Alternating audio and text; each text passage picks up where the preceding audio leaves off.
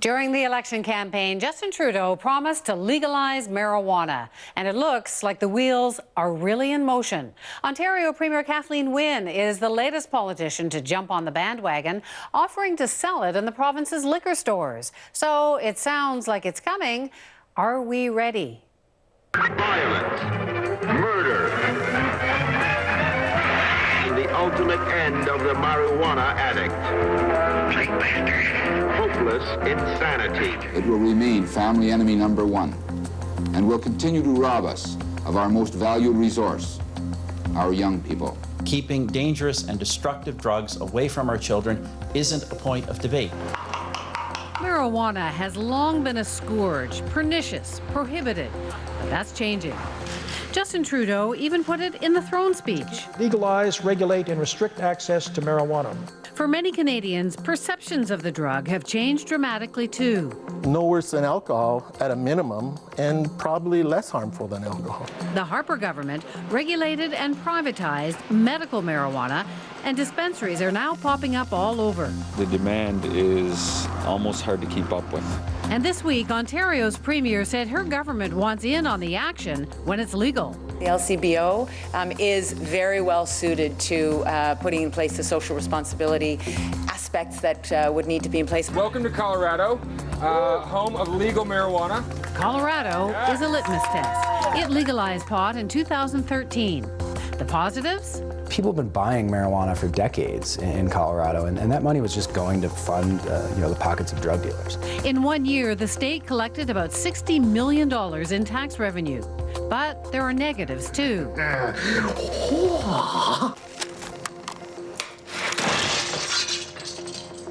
An increase in impaired driving-related deaths, and an influx of homeless youth coming from other states. I'm joined now by our panelists. Jonathan Kay is editor-in-chief at Walrus Magazine. Tasha Karadan is a columnist with the National Post and iPolitics. She joins us from Montreal tonight. And John Moore is a talk radio host in Toronto. So it is our last panel of the year, so I thought we should do it on pot. About pot. About pot, yes, we're not doing pot. So Justin Trudeau, when he announced that he was going to legalize marijuana, a lot of people thought that he was making a big mistake, but now it looks like it's happening. Are we ready, John? We are and we aren't, and I don't want to equivocate. I'll explain why. Interesting that you started by saying how much of a disaster people thought it was when Justin said that he was going to legalize pot. The Conservatives, I think, honestly thought, that's it. He finally stepped on the landmine. This is the end of Justin Trudeau. And very quickly, I mean, I'm talking within 6 weeks, polling showed that Canadians were on board. And one of the reasons for that is, and this is why we are ready, the fastest growing cohort of pot users is people from the 60s who have retired. Some of them are actually told by their doctors, you know, you drink too much, you should try pot. So, you know, the people who should be against are the ones in favor of it. Where we're not ready for it is I'm not sure that we really know yet what the regulatory framework is, who's going to test it, where's it going to be sold. There is the issue, yes, of being able to test people who may be driving on pot. And we'll probably dig deeper into that as we go along. Yeah, lots of logistical questions, but just generally, what do you think, Tasha? Are Canadians ready?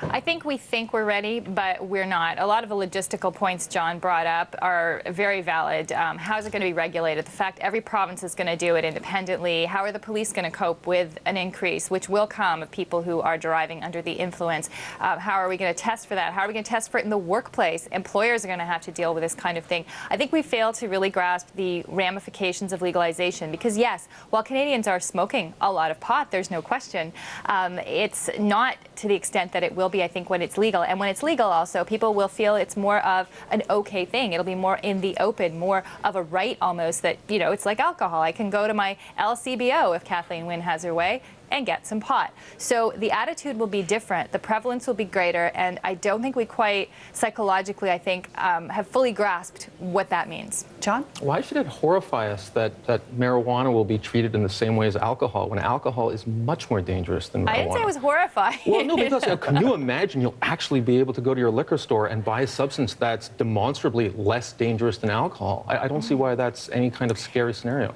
But what about all the logistical problems of regulating it? The cops watching on the street. The whole Western regulatory state is built around our ability to regulate this kind of thing. If you look at consumer goods, cars, over-the-counter medications, prescription drugs, tobacco, I mean, this is what the modern regulatory state does. If you add just one more item to the list, I mean, that's child's play for the sort of system we've built up in the recent decades. I would disagree, but I think it's interesting you say scared. I'm not saying from the point of view, oh my goodness, I'm horrified, this will be terrible.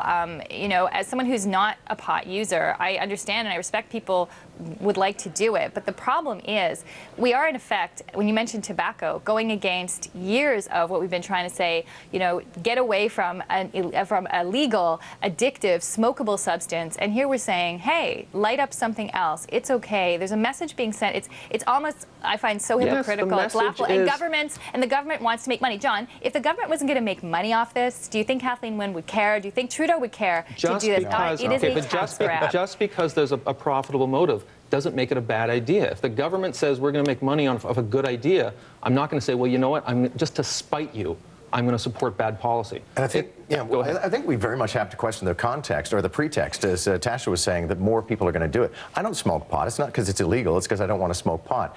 There's no evidence that legalizing or decriminalizing pot increases the number of people who use it or increases the amount that users consume. And pot is actually consumed quite differently from alcohol. People go out for lunch during a business day and have a glass of wine. They don't toke up during the business day. Most pot use is done at home.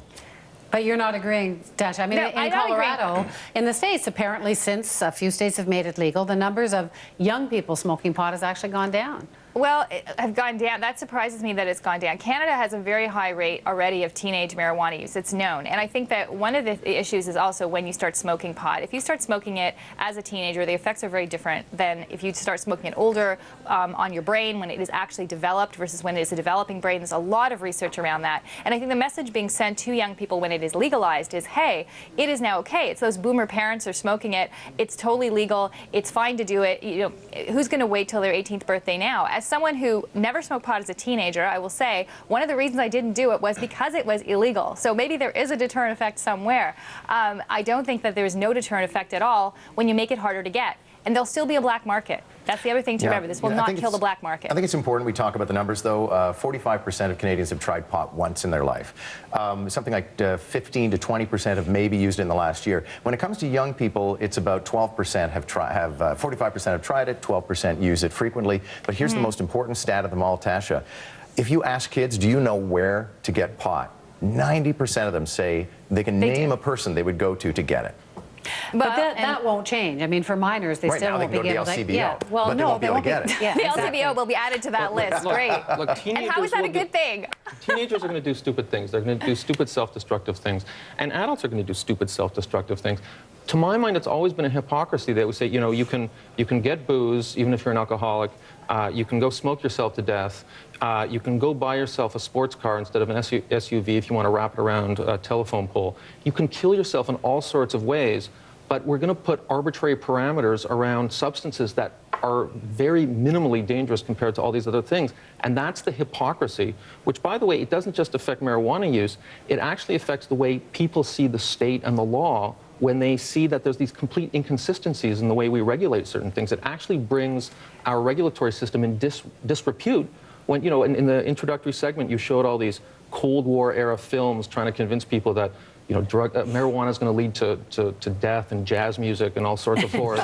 And then, but it feels like, I mean, one of the reasons I think Trudeau wants to get rid of the prohibition on marijuana is he's sick of this hypocrisy that surrounds it. We tolerate a certain level of risk. Really, I think it's easy. Look, I think that he sees a budget hole coming too that he'd like to fill. It's also a policy that's very popular with young people. Let's face it, the next generation of voters. Wait, explain to me why it's bad that we raise tax revenue instead of enriching drug dealers. Explain to me why that's a bad thing.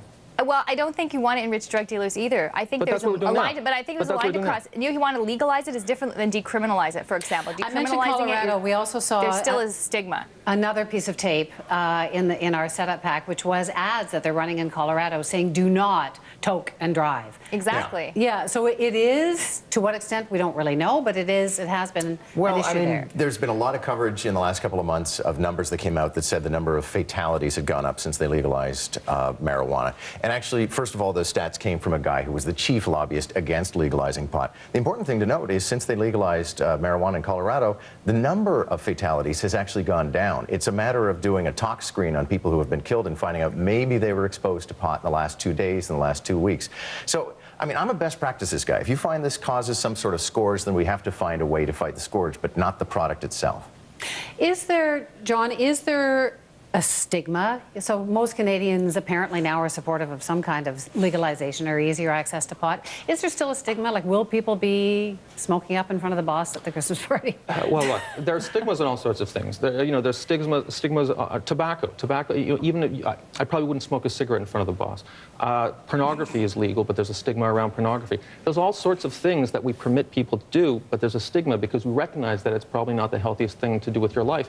Marijuana will probably be in that category alongside tobacco, alongside excessive alcohol consumption, alongside porn, alongside a whole bunch of other self-destructive things that we permit in a liberal society because we let people make decisions for themselves. Will there be a stigma still, do you think, Tasha? Should there still be? I think there will be a stigma. I don't think it'll be a stigma around legality, obviously. It's not, oh, you're smoking and that's bad because it's illegal. I think it'll be that there is a certain caricature of the, lazy pot smoker, the lack of ambition, somebody that Cheech and Chong stoner, absolute archetype that people look down on, and people who are heavy pot users. I think people who recreationally use it once in a while, it's a different scenario than if you become a regular heavy pot user. And I think people look down on that stereotype. And I think toking and driving will also be looked down upon the way we look down on drinking and driving too, as it should be. Stigma, John?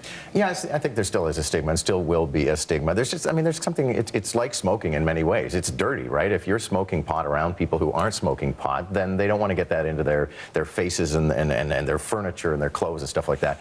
And it's not, I don't think it's ever going to have a level of respectability. And let's face it, we've dressed up alcohol consumption as something classy and fancy, and the drinks are special, and you go to beautiful places to do it. But it's the exact same impact as pot. So you don't see at the LCBO of having little taste tests and special this vintage of... That would be hilarious. I mean, I think, and maybe you could combine it with certain food choices. By the way, here in Ontario... If they can make money off it, they will. The other thing, though, too, is that people, and I said this earlier, will not, the black market of pot, people think, oh, it'll be less accessible, Justin Trudeau saying less accessible to young people. That is a farce because, honestly, there will still be a black market because once you tax something, you make it more expensive than the black market version, like with cigarettes. So you're going to continue to have that. Can we emphasize one quick thing, though? I know Tasha's very much on how much the government's going to make off of it. How much government is going to save? Because we don't have to incarcerate somebody for having 6 pot plants. Because we don't have to have undercover police officers arranging for deals for something that doesn't hurt us. We're going to wrap up in like 4 seconds, but I just wonder if it becomes that, as you say, all of the old people are taking it up. Will it become uncool? Maybe the kids will all not want to do it. Well, maybe. I mean, I got to say that part of I agree with John, is that I'm surrounded by people who are my age. They're sick of getting drunk at dinner parties. They want something else, and this may be the thing. And, after a quarter century of drinking, they see the negative effects of drinking, so I think they want to start smoking pot. That makes, take up some smoking. It's the new cool thing for 47-year-old men is going to be to smoke pot. Yeah, it's going to be the hip thing to do, yeah. And no self-respecting teenager except people like Tasha when she was younger. Exactly, it'll turn people off. It's good, do that. Well, it sounds like it's coming. A few logistical hurdles to go through first. Happy New Year, everyone. We won't see you till the new year. Thank you. Merry Christmas. Bye, thank you. We will be right back with this story. I'm the leading state sponsor of terrorism.